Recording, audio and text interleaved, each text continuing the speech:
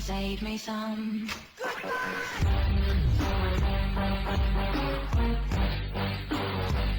Hello, my friends. How you doing today? I am doing well, and welcome back to my channel.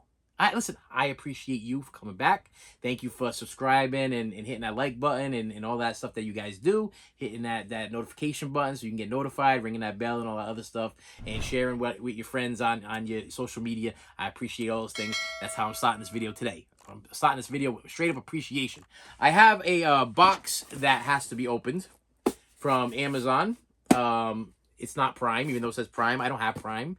I guess they've given up on trying to get people to use the Prime. So they're just like, we're going to use the boxes, we're going to use the tape, and that's just the way it works, okay? But yes, I got a package I have not opened yet, but I have reviews. I watched some movies this weekend. I went out of my way to watch some movies that have been sitting in my collection for a while. Because some of you guys, you post, you put comments, you're like, do you watch everything that you get? You can't possibly watch everything you get. You get like a new movie in every day, so you can't possibly be watching everything you got. Now, I got to tell you, the movies that I get in, sometimes they're upgrades, so I have seen them. Sometimes there are 25th anniversaries or 50th anniversaries or 100th anniversary, whatever they might be. So I have seen them, okay? So that's what I've been noticing, and you guys have probably been noticing too. We have been buying a lot of duplicates. We have been upgrading our favorite movies because they just keep giving us better and better special features or Blu-rays and 4Ks and steel books or whatever. That's what we're doing. We're rebuying stuff that we already own in our collection, and we're not even upgrading anymore. Now we're kind of just accumulating. Okay, we're not upgrading, we're accumulating stuff. So I got two movies I want to talk about. First one, I'll start with this one because I gotta tell you, I'm gonna throw this out there. I saw this movie for a while, and you probably never even heard of it. So you can comment below if you have heard of it, and you can help me along with it. Because I didn't finish it. This was I Shut You Off. As a matter of fact, the two movies I got here were one of them is I Shut You Off, and the other one is I Fast Forwarded to the End. Okay? So let's start with the first one. This was I Shut You Off. A movie starring Anthony Edwards and Mayor Winsingham. A movie called Miracle Mile. Now, to sum up what I seen of the movie before I contemplating why I contemplating sin. I was like, you know what? I think it's a sin for me to be wasting my time watching this movie. I'm really confused, and I just think I need to make it stop. That's where I was at with this. So it starts off really, really weird. Okay, Anthony Edwards, the guy from Revenge of the Nerds, and I want to say he was in Top Gun, right? And it was ER or something. One of them court shows or TV shows, whatever. So anyway, which he was great in Revenge of the Nerds, and he was also great in I think there's another movie that he did that 80s movies. So that's why I bought this, because I was like, he had a nice, cool little run of like these 80s like night flicks, you know, like movies that you'd be watching like during USA Up All Night or whatever. So I was like, okay, well, maybe this is one of them that I missed when I was growing up. Came out in 1989, so I was like, okay. So what it is he's trying to meet this girl. He meets this girl, supposedly the girl of his dreams, and then he is supposed to pick her up for a date, falls asleep, and the power goes off in his house. A bird picks up a cigarette that he flicks and lands on the roof, dropping the cigarette on a nest that's on a pile of wires, eating through the fire, eats through the wires, killing his power, killing his alarm clock, and he misses the date with his dream date. Okay, so what happens is like 3 o'clock in the morning, the alarm goes off, whatever, and he goes to the spot, because it's open all night diner that she works at. Goes to the spot to see if he can contact her through the diner, because he doesn't know too much information about her, but this is her dream girl. So he's gonna talk to the people from the diner, see if he can get the information of where she lives and how he can get in touch with her and everything. And he goes out to use the cell phone, and the cell phone rings. When the cell phone rings, it's some guy telling him that there is a nuclear assault on, and somebody just dropped a bomb in an hour and 30 minutes or whatever it is. We're gonna start feeling it here in the United States. That's what the movie was about. So he goes back into the diner, and he's ranting on about how he just got this message, and of course you got some people that don't believe him, and some people that do believe him, and then all of a sudden there's a lady there at the counter, and she's got a cell phone, and it's one of those, you can tell the age of this movie because she got one of those cell phones that was actually like a big box, one of those big box cell phones from 1989. And she's calling like the embassy and the mayor and everything, asking whether or not these people are around in town, and it seems like they've all evacuated, so she knows that the bomb has been dropped. And then all of a sudden, like, the guy that owns the restaurant, he's losing his mind, and he's got a gun, and he's like, he's packing all of his food and everything, and he's gonna take off and go to a shelter, and he's gonna take the waitress with him. And then Anthony Edwards character wants to he gets in the back of this truck, but he wants to get dropped off at this girl's house to go pick up the girl of his dreams. Well, the guy that's driving the truck is the guy that owns the restaurant. He doesn't want to stop the truck. He tells me, "Go, I'm going around the bend. Jump out of the back of the truck, and then you might have a chance." He jumps out of the back of the truck. He's got a gun that he took from the guy that owned the restaurant, and he hunts down the girl. He finds the girl or whatever, and then they spend the rest of the movie to the point where I got trying to get to some kind of safe spot.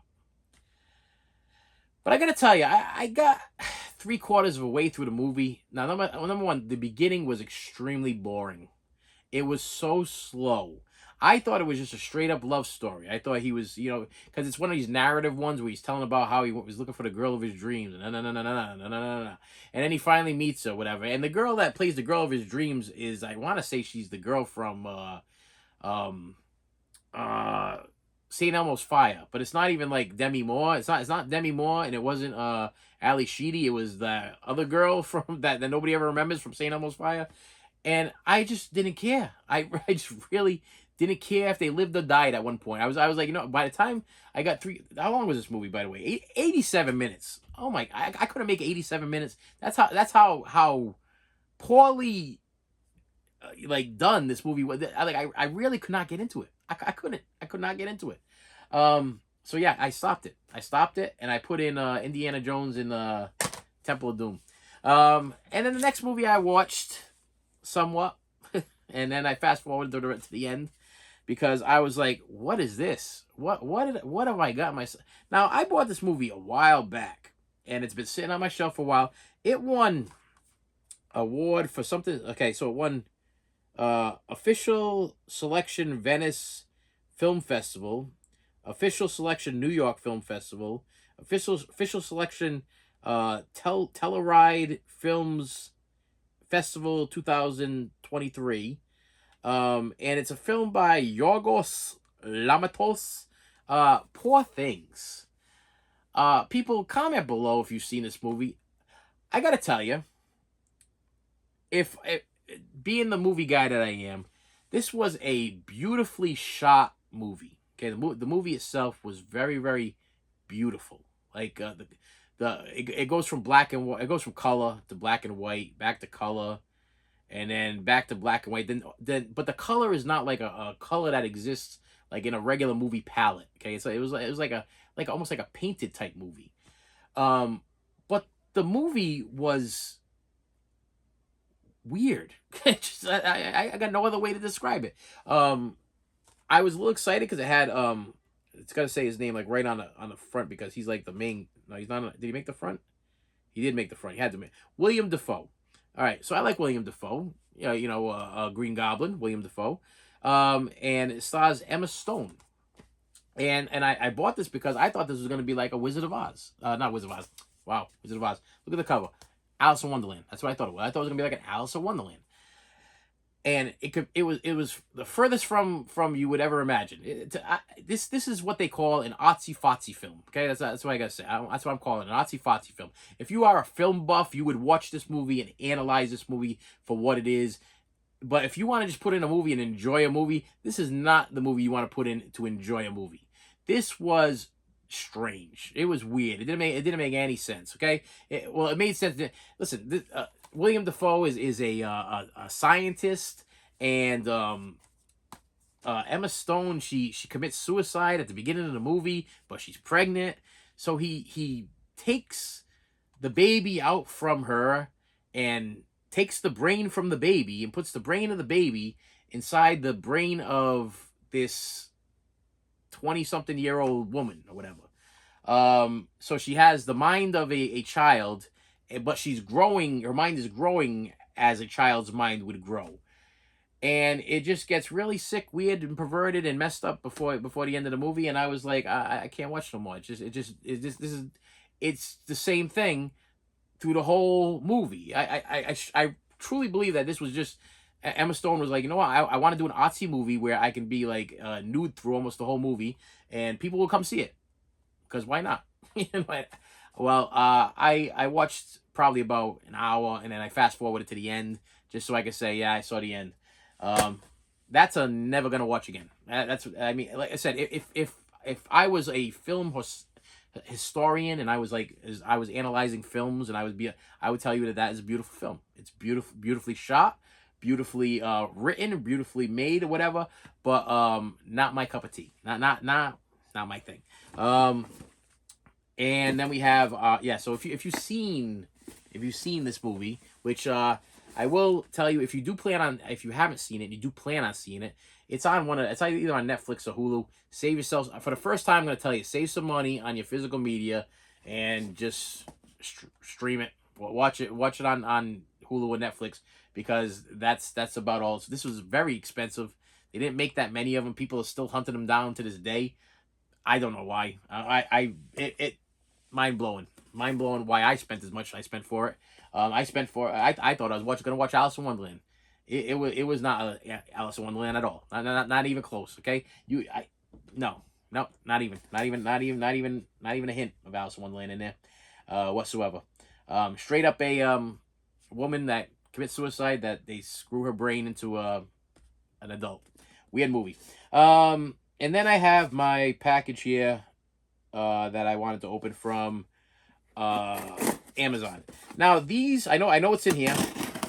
This was Shout Factory / Scream Factory movies that I did not want to buy from Shout Factory / Scream Factory. And I'll tell you why. Okay, now normally I buy all of my Shout Factory / Scream Factory movies from Shout Factory / Scream Factory, because I want them to get my money. I want them to get the best value, and they do quality stuff. So I want to make sure that they're getting the big piece of the pie. But I couldn't bring myself to buy it from them because I didn't want to spend the money. Like I thought it was way too expensive for what these were, and I didn't need a poster.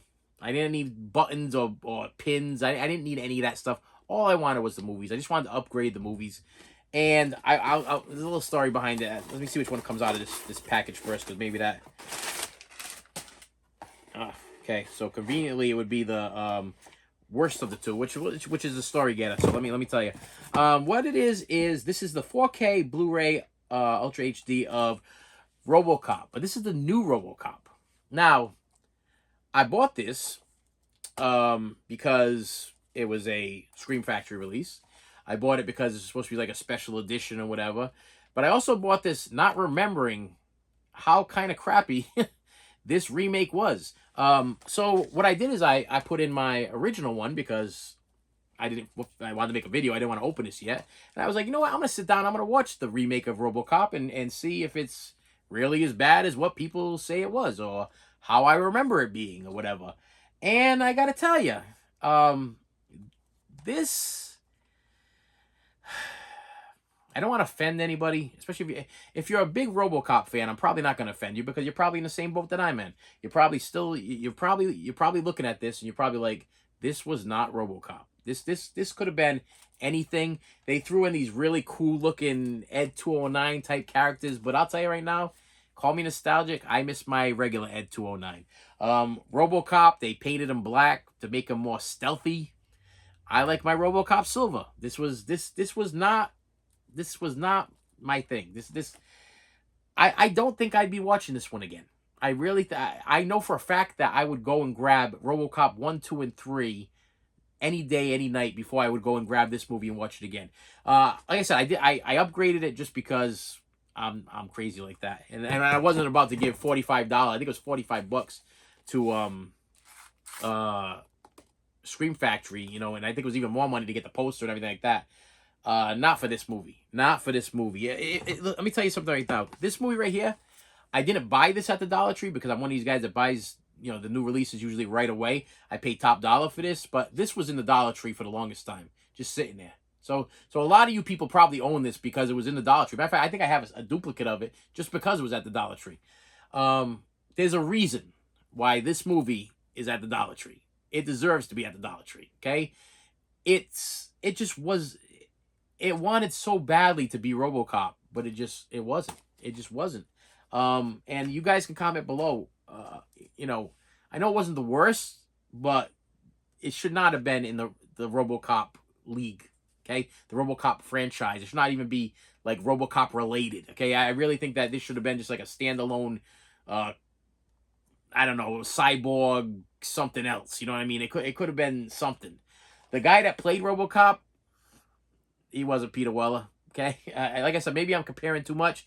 The guy that played one of the bad guys, he was from the Bad News Bears. Okay, I looked at him, right. I haven't seen this in a while, but I looked at him and I'm like, that's the long-haired guy that looked like Axl Rose from one of the Bad News Bears movies. The guy I really liked when he was in the Bad News Bears movies because he was cool and drove the motorcycle and everything. He drove the dirt bike, and they wanted him so bad to play baseball on the team because he was an excellent baseball player and everything. And that's where I remember him. And he plays like the villain character in this thing. And I'm like, and all I could picture in my head is him with the long hair, playing on the Bad News Bears in the original Walter Matthau Bad News Bears movie. That's what I remembered him. And so I struggled through once again, I didn't make it through this movie. I put this in and I was like, okay, I knew this was coming in the mail. I put this in. I'm like, I'm gonna watch the new RoboCop, and I got almost to the end and I was like, I don't care. I would prefer to put in the Peter Weller version. I would prefer to put in the original real RoboCop. That is a useless remake or redo or redone or whatever. They did not do a good job. And it probably cost them 10 times more money than it cost them to do the original RoboCop to put this CGI thing together. And I couldn't deal with it. I could not deal. Who's the star in this thing here? Joel Kinnaman. That must be RoboCop. Gary Oldman, which Gary Oldman usually can't do wrong in my eyes. Okay, but he made a bad choice in this one. Michael Keaton. Love Michael Keaton. Once again, bad choice. And Samuel L. Jackson. Love Samuel L. Jackson. Once again, bad choice. They didn't even put the other guy's name on there. Mr. Bad News Bear. Whatever. And then the next thing I picked up, once again, is another Scream Factory, Shout Factory release that came out not too long ago. And it is a copy of 4K Ultra HD and Blu-ray of Robocop 2. Now, I got to throw it out there at you. There are certain franchises that, you know, Robocop 1 came out, and everybody loved Robocop 1, and then Robocop 2 came out, and a lot of people didn't like Robocop 2, and then Robocop 3 came out, and people really hated that. I will tell you that Robocop 1 and 2, I could watch all day long. Like, I could watch them back to back, over and over again. I love the whole story of Robocop 2. I love the nuke, and I love the villain character in this thing, Kane, the villain character. I love the thought process of how they had to take the brain of a killer and put it in the body of a cyborg in order to clean up the town or whatever, and how the cyborg was addicted to the nuke. And I love the story. I thought the story was fantastic. The first Robocop was absolutely groundbreaking, fantastic. There was no need for this. You know, there wasn't. I mean, I understand Peter Weller's older, but sometimes we don't need to redo things. We don't need to make a redo. We don't need to make a part two. They even they Robocop this thing too, and they trademarked it and everything. Yeah. You comment below. Did you enjoy the Robocop remake, or did you think it was a dud? To me, I don't know. I thought it was. If I would have never seen the original Robocop or Robocop 2 or even Robocop 3, I would probably appreciate this a lot more. But being the fact that I've seen all three, and I've seen the TV series, and I've seen other things that they came made for TV movies and everything, yeah, it can't even touch this. Now, I'm just gonna tell you that I've watched Robocop 1 so many times that usually my go-to to watch Robocop is actually Robocop 2. I will watch Robocop 2 more than I watch Robocop 1. Only because as a kid, I watched Robocop so many times that I was like, you know what? I'm getting a little sick of it. I'm getting a little. Yeah. Sometimes you watch things like 100 times or so, or 150 times, and you're like, okay, well, I want something different. So I started watching Robocop 2 a whole bunch of times. And then I was like, okay, yeah, I'll start watching Robocop 3. And then I went back to Robocop 1. And I found that Robocop 1 never lost anything. It didn't lose anything with the way I feel about it. I think it's a fantastic movie. I think Peter Weller is superb as Robocop. He will always be my Robocop. And I think the villains in Robocop 1 were unbelievable. I thought the special effects, the practical, regular, no CGI special effects in Robocop 1 were awesome. The no CGI special effect, like the stop motion animation that they did with the Ed 209 and that's me. I love that stuff. This CGI stuff and this AI stuff and all this new stuff that they're coming out with, the stuff that they put in this thing right here, that's not me. So I think that's why I had such a difficult time with this. This one, they were kind of on the cusp of the CGI and they was just starting to kick in a little bit, but this was perfection. This movie, I'll tell you, this Robocop 1 and Robocop 2, to me, perfect sci-fi movies. Absolutely perfect. Yeah, I put this one up there with Aliens and Alien and all of those like really hardcore, awesome sci-fi movies. Robocop can't be touched. And Robocop 2, I mean, please comment below. What a great movie. I mean, any guy that puts this movie in, or gal that's a Robocop fan, you put this thing in, you're gonna watch it from beginning to end, and you are gonna be very satisfied. A lot of people complained about the kid in this movie, said his acting was over the top and whatever. I had no problem with the kid. I personally, the kid was the kid. You know what I mean? And I don't think the Robocop 2 movie would be the same without him. So a lot of people complain about how bad that kid's acting was, but I don't think the movie would be the same without him. And I was kind of happy that this had Peter Weller in it. And I'm gonna throw it out there that if Shout Factory, Scream Factory releases it, because I already have, as a matter of fact, I have a copy somewhere over here. I just got it in the mail the other day again. The other day I upgraded. Yep, right here. Well, this was actually a while back, but this is the Robocop 4K. Because I bought the Super Deluxe Edition Robocop Blu-ray of the who put this thing out? Arrow Video one. So I wanted to get the 4K, and I didn't want to buy the deluxe edition again, so I just bought the 4K to add next to the box set. If they release Robocop 3, I'll buy that. I'll buy that for $1. I'll buy that from Scream Factory, Shout Factory. But I won't go with the posters. There's no need for me. No need for me to have that poster. Okay, I don't need that poster, and I sure as heck didn't need the poster for this, and I sure didn't want to pay $45 for this. Luckily, if you run into this situation where you're on Scream Factory or Shout Factory and you don't want to spend the big money. Now, I'll tell you right now, Shout Factory, Scream Factory, they don't give you any less. So if this thing was $45 on Scream Factory, you're paying $45 for it. Okay, it's not one of these things like once it hits the street, the value goes down. They're gonna be like, oh no, we're sorry about that. We're gonna give you back $10 or whatever. Amazon will. So that's why I was like, you know what? I'm gonna buy these things for the price that they were. When they actually hit the street and they start to get the prices that they sell these things at Walmart or whatever, then they're going to lower their price. And I'm going to end up getting them for a deal. I'm going to get them for less than what it was. And I believe I ended up getting like $3 back on each one of them. So that's not bad. Comment below. Listen, here is your comment below. What is your favorite Robocop movie? Was it Robocop 1, Robocop 2, Robocop 3, or Roboflop? Okay, I'll call this one or was it this one? Roboflop, okay? But was it that one? That I hope never gets a sequel, never gets a nothing. If anything, just... You know what I would love to see? Like a super duper... Well, actually, this is the collector's edition. But I would love to see them dig up some kind of archival footage from like part 1 or part 2 and like maybe put it together in the movie and call it like a super director's cut or a super deluxe edition of the first 2 or 3 Robocop movies. I would take that in a heartbeat. That's when I would quadruple dip, because I mean, I already own this thing on DVD. I owned it on VHS, DVD. I already own this thing on Blu-ray over there. I have do I have it over here? No, I don't have it over here. I didn't watch it recently. It's over there. I did watch the other Robocop, Robocop 1.